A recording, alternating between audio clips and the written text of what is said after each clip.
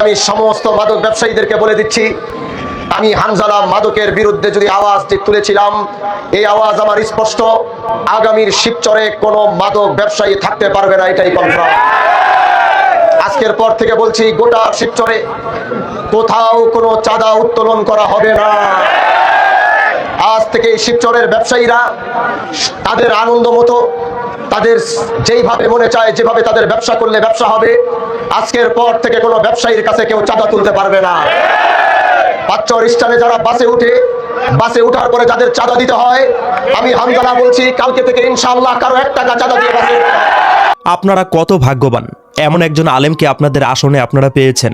কথাগুলো আপনারা হয়তো স্পষ্টভাবেই শুনেছেন।